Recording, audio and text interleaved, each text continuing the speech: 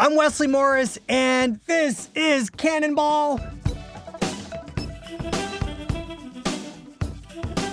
We parted in Venus, y'all, and woke up in Mars. On July 26th, a Saturday, I was in the Las Vegas taxicab of a distinguished gentleman named Shimer.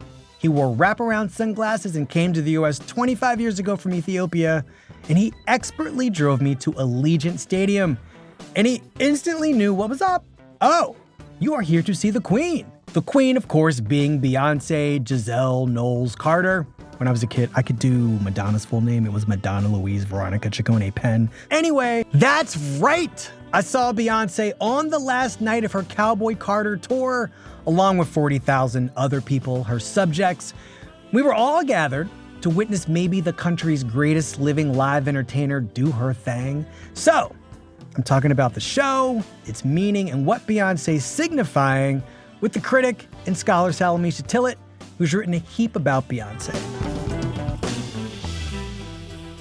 Hi, Hey. Salamishah. Hi. Welcome to Howdy. the Popcast studio. Thank It's you. nice in here. Yeah, it's very nice. Okay, first of all, the question, the immediate question is, give me some context here. Where did you see the show? Well, this is my 5th Beyoncé concert. Okay. And the last 4 I've gone to with my sister Scheherazade Tillet.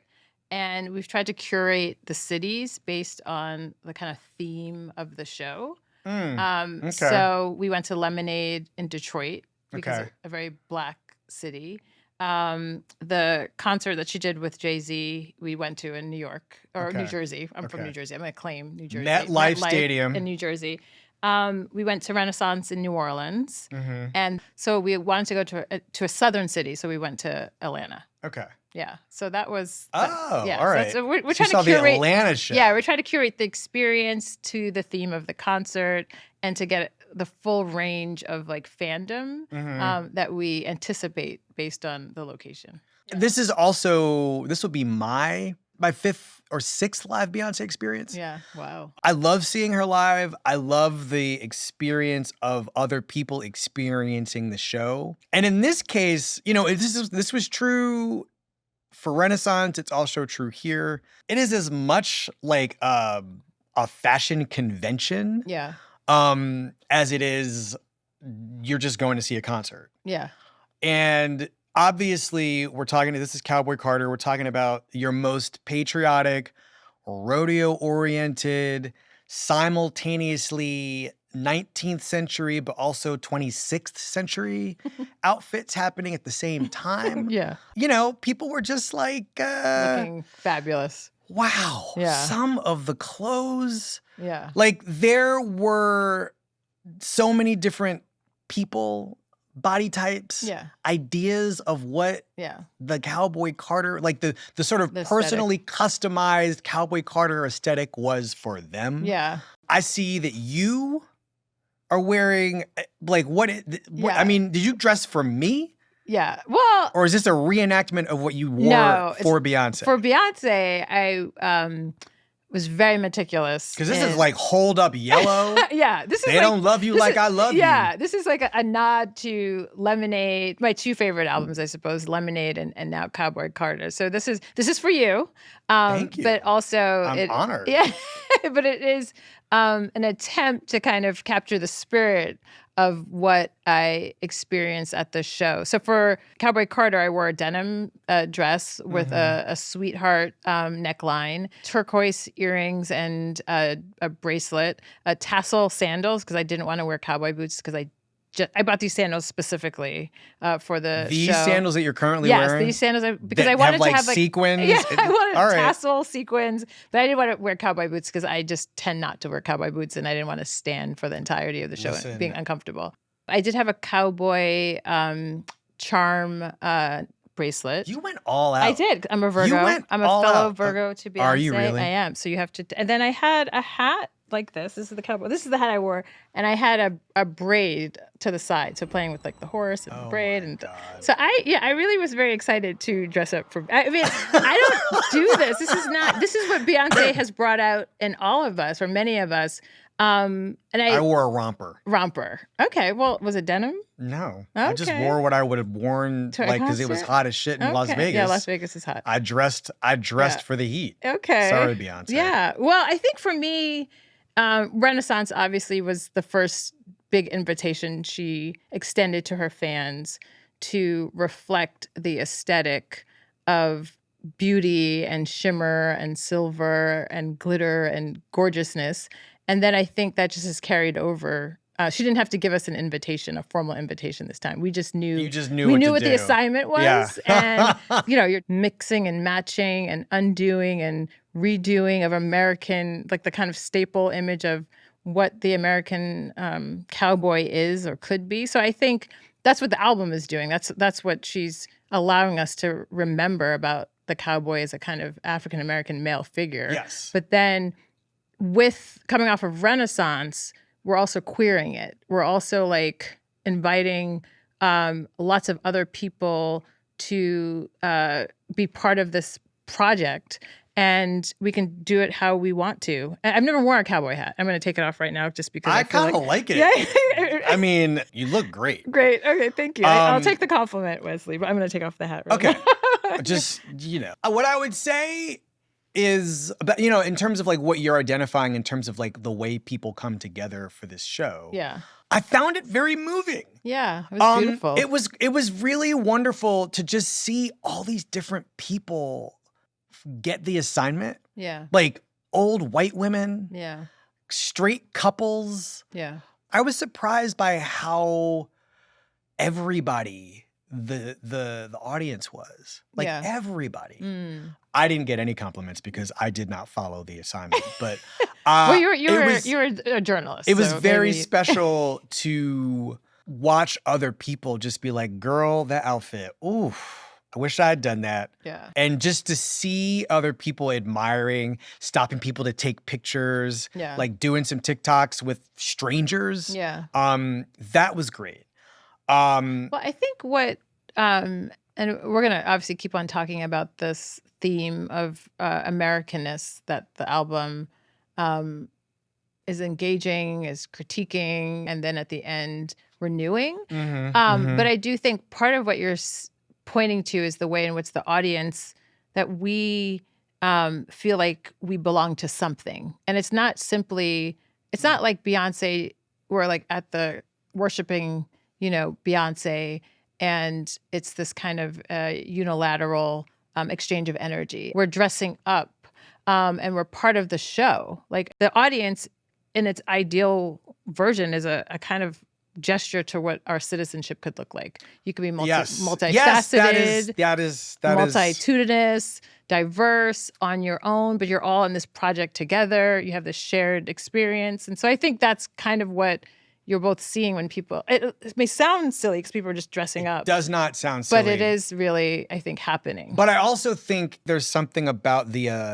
Americanness of the Cowboy Carter project that, I don't know. I think it is inviting you to look at who's around you maybe more than I would have at the other concert. Yeah. And I think that, you're talking about like a sort of multivarious citizenship. Yeah. That has like come to experience this woman's energy. Yeah. And to see her.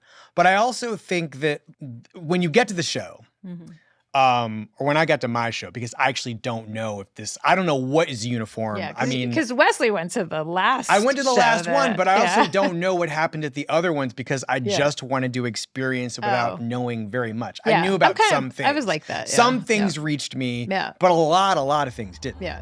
And so when you get there, here's a fan video. From the American flag. There is like a hold screen. Yeah. Of an American flag. Yeah. That is, it's a projected image on in an enormous monitor. There are tiles.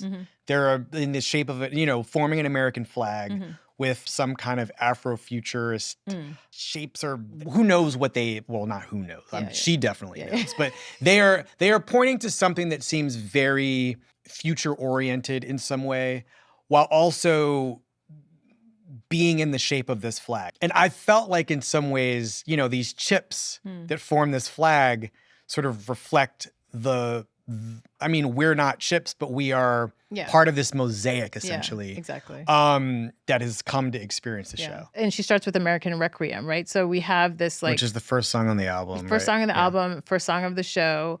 It is both. Which is also kind of like a benediction in some ways. Benediction and elegy, right? There's two things going on there. You're getting the songs you know. Yeah. But you're getting them reconsidered. Yeah. The one thing about Cowboy Carter that really struck me was there was a restlessness in this show. Like she was eager to get somewhere else. Not like home. I mean, someplace creatively. She's such a good interpreter of her catalog. Yeah, of her canon. And she almost doesn't want to do the old songs if there's no idea in the doing of it. Yeah. There's a couple of things I would like to say. So kind of back to the conversation about the greatest living entertainer. There's a genealogy that I put her in, and I'm curious what you would think of it, right? Okay. So there's I'm just really excited to talk about this. So I don't, because I haven't written it yet. So I'm like, oh, this is the first time to play it out. I'm experimenting with my ideas too. But one, I think we know that when she's vocally and kinesthetically gesturing to all these different Black women, she becomes them. And so there's a way in which the inclusion of Linda Martell on this album, you know, the country singer, country songwriter, Linda Martell is adding to another ring around the tree. Beyoncé is an artist who I think is the most citational in the various icons, not only Black, but often Black icons that she references. So in her repertoire, it's Diana Ross and Josephine Baker, right? Yes, it's Nina Simone and Roberta Flack. So that's one thing. She's just like a syllabus, constantly giving us a new syllabus of the American songbook. Can I pause you for 1 second to complicate the reception of the presentation of that syllabus? Yes. Which is that it frustrates people. It does. Because it then calls into question these ideas of authorship and ownership, which happened with Renaissance specifically. But it's always been it has always been an issue. Yeah. Right? Who really? Yeah. Who really? Yeah. Who really? Who really is authoring this? Yes. Who's doing this work? Yeah. And I think that for as much as we are defined by history here, we are also deeply anti-historical. Yeah. We don't like being told anything about ourselves and who we are based on who we were. Yeah. And I think that allergy, but also this very American love of the real, right? Yeah. Of just being whatever authentic is. Yeah. Doing something as part of a team or in collaboration with others. People, right? Yeah. Is somehow, at least in terms of this particular Black woman, deemed inauthentic. Well, so what I was referring to earlier is she's deeply aware of the archive, right? So she's an archivist, right? And then I think what you're alluding to is the way in which collaboration, and I saw this even. It's always been part of this idea of the single author or the single auteur, right? As the definition of genius versus someone who's collaborative. And then Renaissance just is such and this is the kind of academic geek in me. It's just so hyper citational in terms of footnotes and credits that album cannot be seen as something that comes from her mind, right? Mm-hmm. So that she's an archivist, she's hyper-citational. And then the other thing I would like to say about Beyoncé that I find really, this idea that we don't want to be reminded of our past, it's also that Beyoncé is very aware of the ways in which Black women in particular, who are oftentimes the progenitors or the innovators of different genres, get forgotten for their moment of innovation, right? Mm-hmm. So you think Rosetta Tharpe with rock and roll, Linda Martell and country music, right? And so Beyoncé to me is someone who refuses oblivion, Right. She refuses the ongoing willful forgetting of Black women's contributions to the American songbook. Like Frank Sinatra's chasing Billie Holiday sound, right? Miles Davis is chasing, and Farrah Griffin talks about this in the essay When Melindy Sings, chasing the sound of a Black woman in the backwoods of a Southern town. And I value that because part of her project is to remind us of the contributions of Black women before her and including her. So she has that moment with Spaghetti where she has Linda Martell talk, the genre. Yes. Then I think it goes from Spaghetti to maybe Formation, My House, Diva. That is correct. And then it goes back to Cowboy Carter. And so in that moment, you're like, okay, so she's playing with all these different genres at once. And then she's undoing like our, whatever we think maybe is house music versus country music versus R&B. And then she's showing how in her own catalog that there have always been these kind of consistent, whether they're rhythms or they're melodies that show that she's always been participating in this bigger question and conversation about genres. So I think, to me, those are like exciting moments because Beyoncé is also the musical director and artistic director of her own shows. So that's to your point about like her understanding of her own catalog, but the way in which she reteaches us, or she teaches us how to understand it differently when it's a new moment. So incorporating so much of Renaissance in this show helps us understand, well, this is the album that came before Renaissance, technically, right? I mean, I don't know what the true story is about, or the official story for why Cowboy Carter came second when it should have come first. Yeah. And we got Renaissance first instead. I mean, the thing that I've been told is that she had mercy on us and wanted us to feel good during this terrible time for human civilization during the pandemic. Yeah, that's what she said. Yeah. And people need to dance. Who comes first is not, I think, a question for her. Who comes first is really the theme of the entire Beyoncé experience. Who comes first? Watching this show, I was thinking a lot about where she is right now in her career and in her life. And there's a couple of other lineages that are separate from the live entertainer question, right? And one of them is just what it means, what it's gonna mean to keep doing the work of performing on stages around the world. Yeah. She's 43. And I noticed that Beyonce's dancing was not a huge part of this show. She was very physical, but she wasn't as kinetic as she's been in other shows. A lot of the dancing, a lot of the like vigorous dancing is left to her dancers, which now include her daughter, Blue Ivy. I think this is a really interesting moment. I always think 40 to 45 is a great moment for pop stars. Okay. If you can make it to that point and still have any kind of cultural viability, it's so interesting to see how you use it. I'm thinking like Aretha's her second biggest popularity wave happens in her 40s when she's doing Who's Zooming Who and Jump to It. Yeah. Joni Mitchell tries to do the 80s with synthesizers, and Madonna does Ray of Light at 40. Yeah.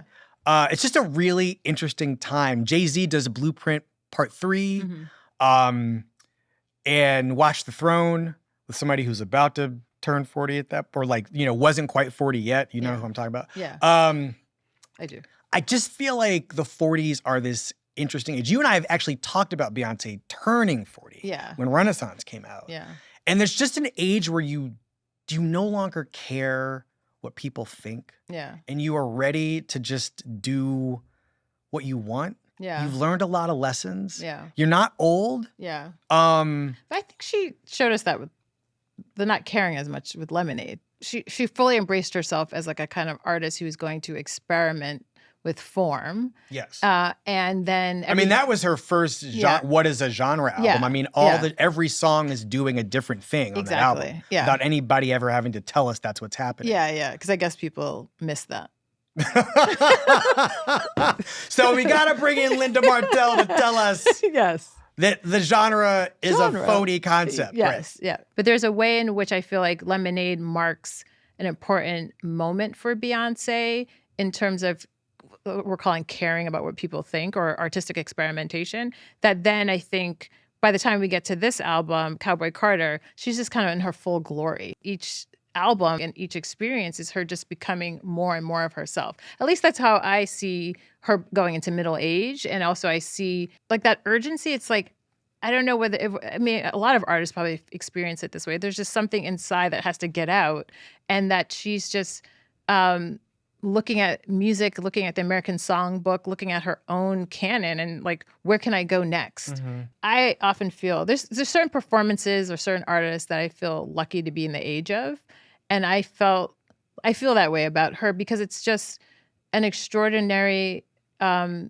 journey of watching an artist continuously redefine their art form and what's possible. And that's really exciting. And that's what I mean, like being able to like witness someone have the ability to do that and also have the power to do that is really unique. Were you thinking about her as a 43-year-old watching the show?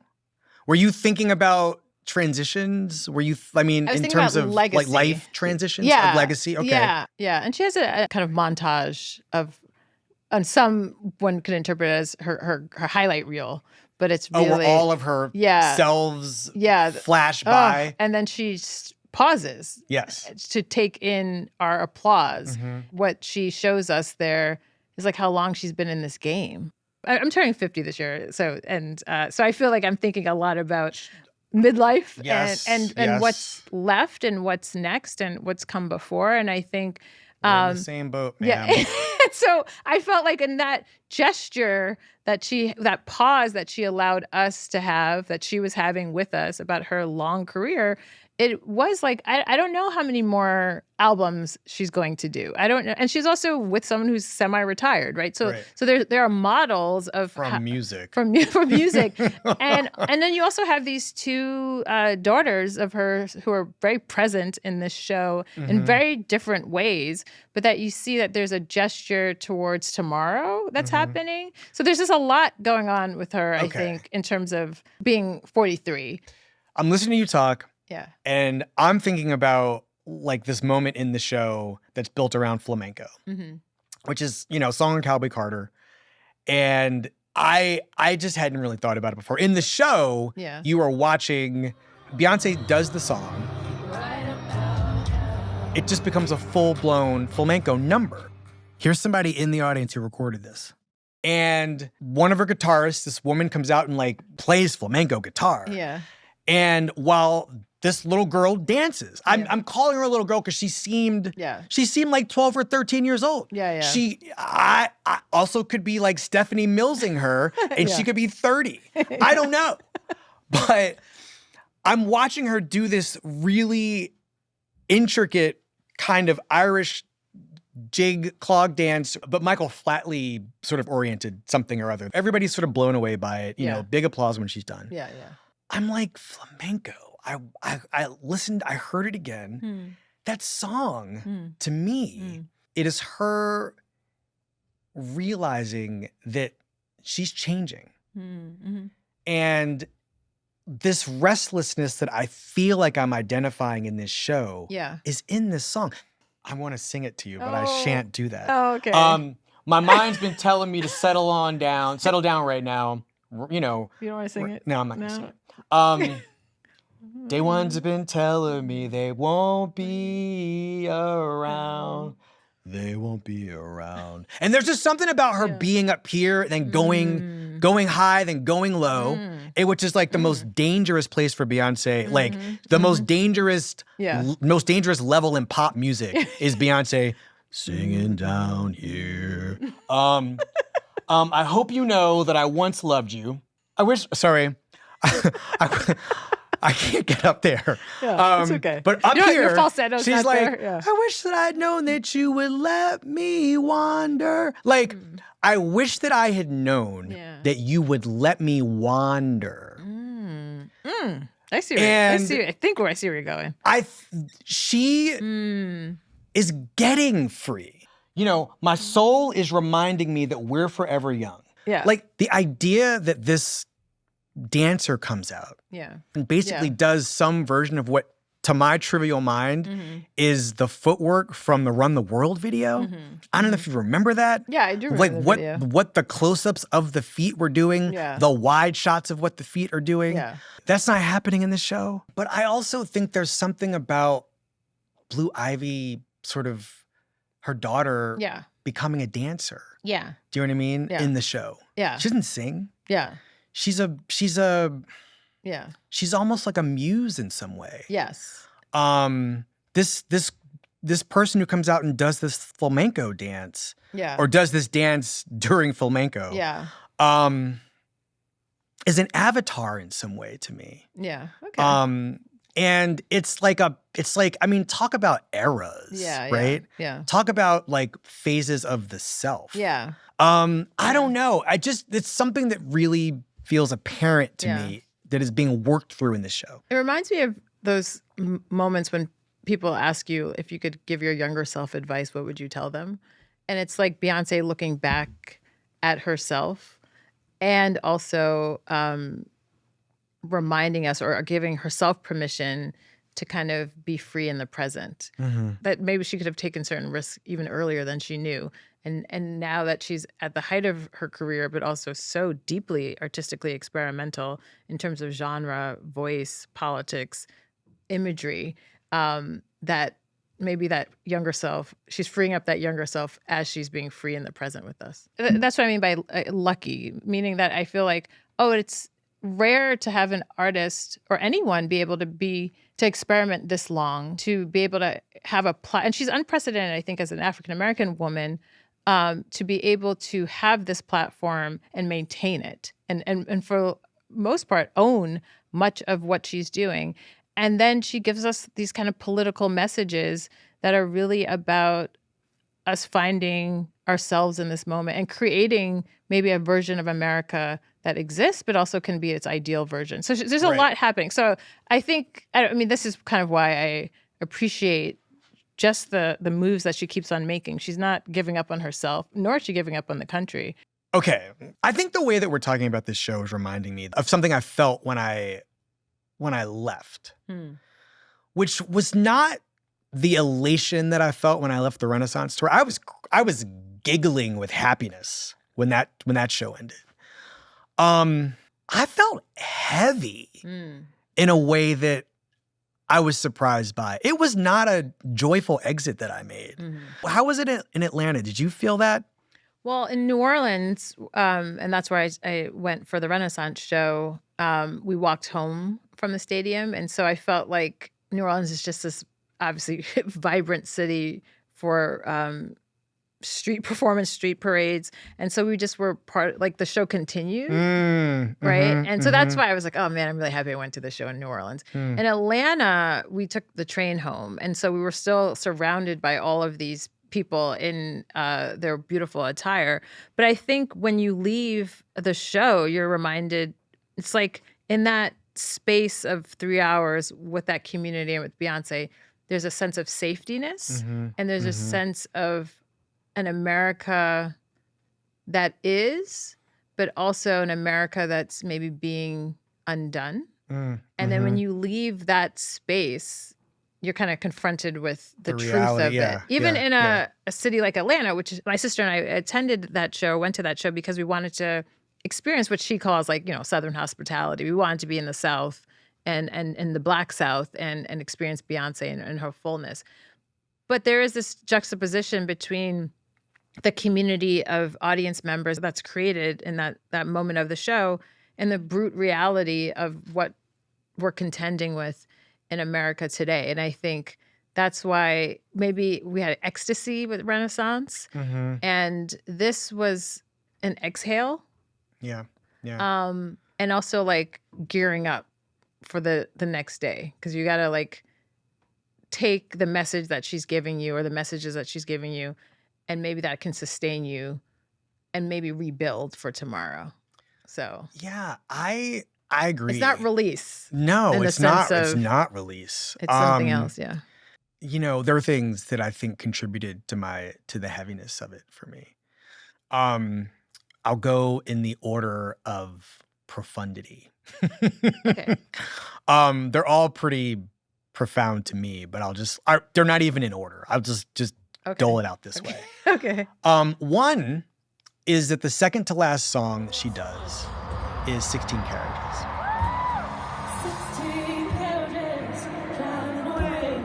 She now is doing it on a golden horse A golden horse. that rides around the stadium, and she's singing 16 Carriages, a song about being on the road as a kid Yeah. and now being on the road with kids. Mm-hmm. And this is a working mom Yeah. A working up mom. there on that horse. Yes.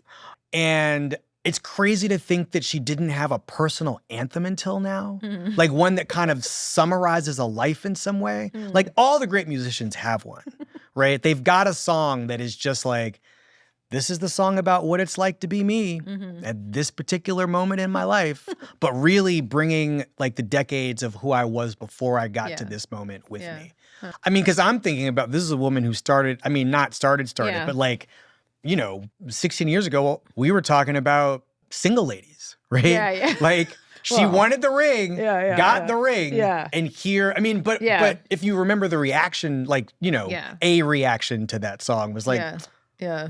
this whole thing is about getting a man and getting married. It's interesting to think about the journey from that song to 16 Carriages, right? Or Protector. Yeah. Right? Yeah. Like yeah. where you wind up in one place and where you wind up, where that one place winds you up. I mean, we didn't know what to expect with the inclusion of Blue Ivy in Renaissance, right? So we were able to kind of watch her become part of the kind of regular. She's part of the company. Yeah. Now, Blue Ivy is not only just an expectation, but she's also her own meme as manager, right? So that the level of command that she has is pretty extraordinary to watch. I have a fellow 13-year-old daughter, so who also is very much in command of our household, and so it's just been exciting to watch Blue Ivy master the form, or at least in the process of She's mastery. getting there. In process of mastery. Yeah. Of the choreography, and I think Beyonce wouldn't, as she says in the Renaissance film, she would not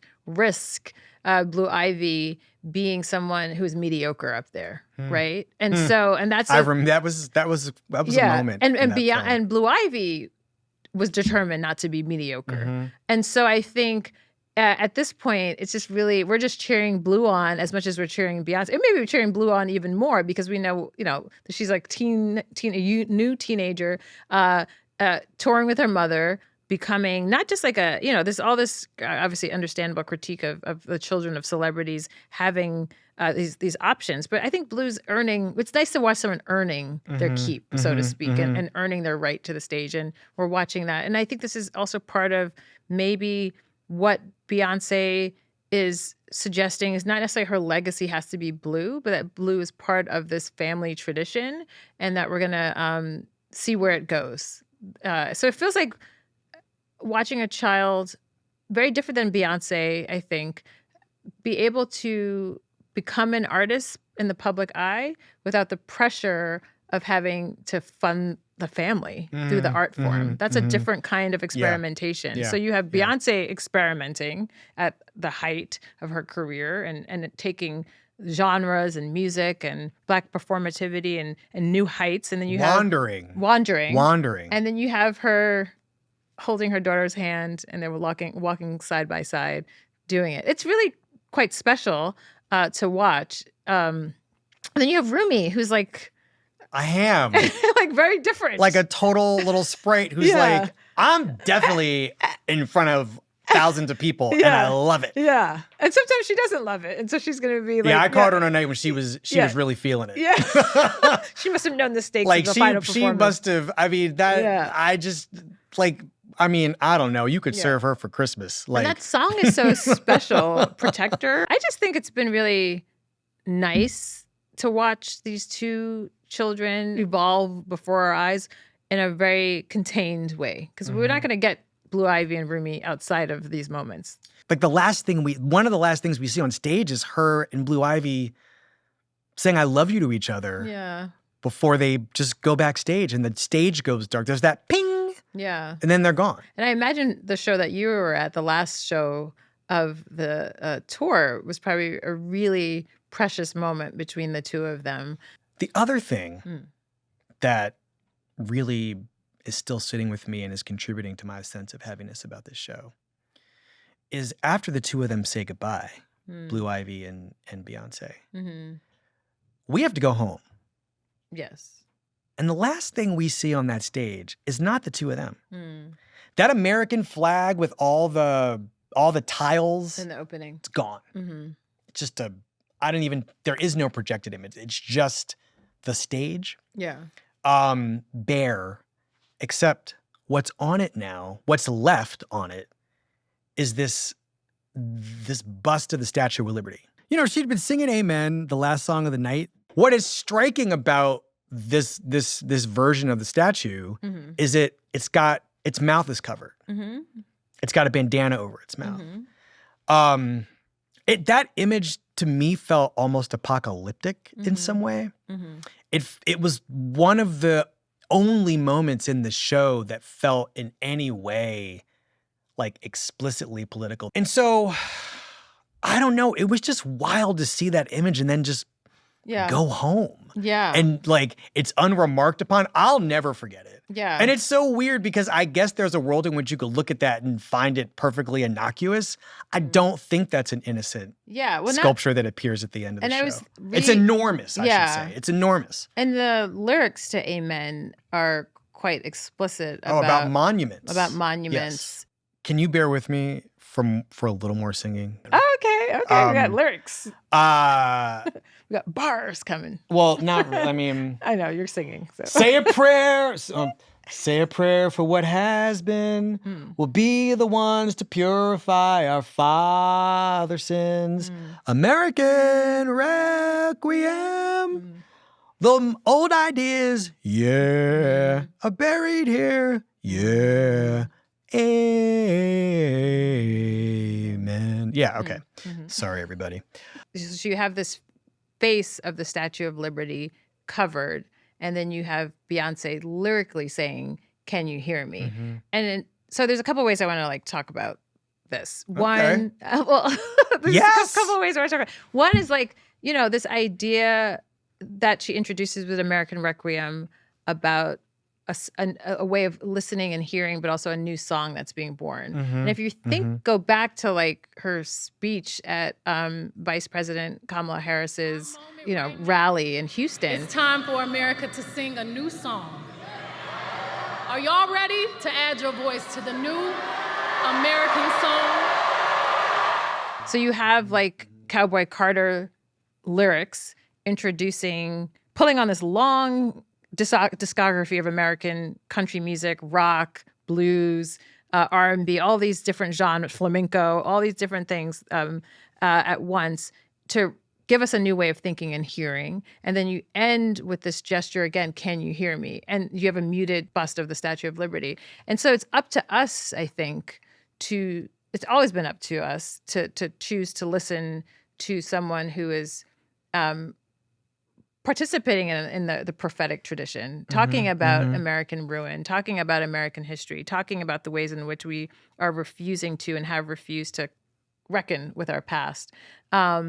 Somehow we kind of forget that this was a figure of freedom and a gift to the United States to recognize the end of slavery. So to me, Beyonce is just playing with a lot of traditions at once. Yes. And then also reminding us and demanding of us that a new song that we can all create, and that new song is democracy. It's an old song and a new song. It's an old song that needs to be reborn, freshened up, or maintained every 4 years, or maintained. And then also a kind of demand of her listeners, of her audience, of us to kind of not let this project go unheard, not let take off the veil, so to speak, to bring up like Du Bois here, but W.B. Du Bois, but to listen to the spirit of the democratic project and to live it out. So I think that final gesture is like, it's a choice. We can either keep the Statue of Liberty muted, or we can unveil it, listen, and participate in the democratic project that was once envisioned as something of a necessity. It is such, on the one hand, such an obvious thing for her to do, but it also is obvious? Because a lot of people aren't doing it. No, not Beyonce. Of her. Yeah. Of her. Yeah, that makes sense. And yet she hadn't done it before, right? Yeah. She hadn't expressed an impatience, a dissatisfaction, a dislike of the way things are. And I just think that song, like recurring at the end of the album, it opens. Yeah. And our shows ending with this Statue of Liberty that can't speak. Yeah. Whose mouth is obscured. Yeah. Well, a figure of a Black woman whose mouth is covered. Right. Yeah. Right. Who we're refusing to listen to. It's that is a radical act. It's radical.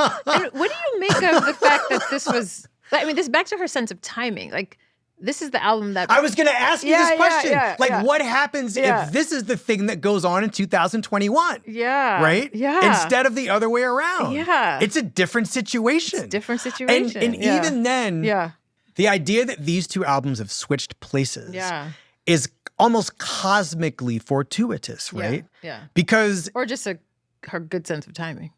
She knows more than we know. But at the same time, the thing that we're talking about is the heaviness that this show leaves you with. Yeah. Which is that, I don't know, y'all came in here for succor. Y'all came in here for pleasure. I just think it just would have hit different. Yeah. If this was what was happening, 2 years ago. Yeah.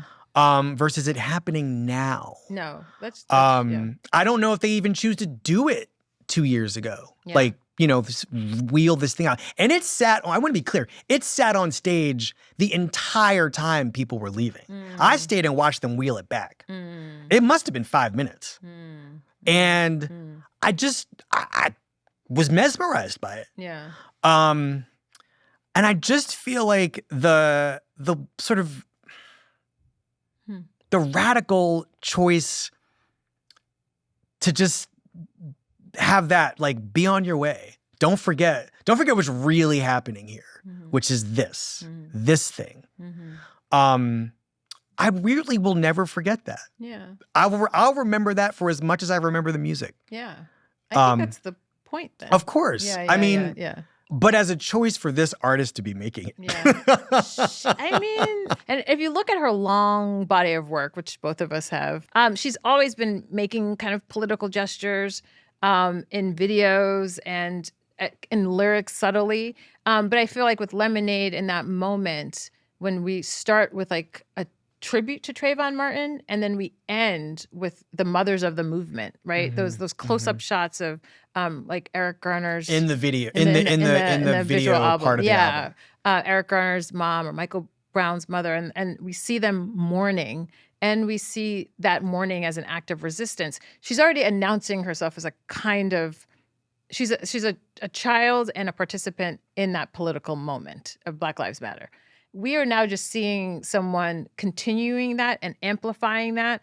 And then, if she was a participant, she's now kind of in the prophetic tradition. And so that's, to me, what is exciting about the evolution of Beyonce as a kind of political artist, or an artist who understands the stakes of the moment. Of both the politics. And also is able, and this is the trick, is to make good music that can translate into a kind of political message. That is extremely hard to do and not done well and done as often. And Renaissance is a political album too, right? So now we're just getting, a consistent body of work that's speaking to the political moment and getting us ways of moving beyond it and new communities and new sense of belonging. So there are all these people coming to see Cowboy Carter, right? Yeah. You know, it's a very Black, very gay audience, but everybody is also there too. It's deeply multiracial. And I just I'm really curious about what people think they're at, what people think they're getting from Beyonce. All these different people.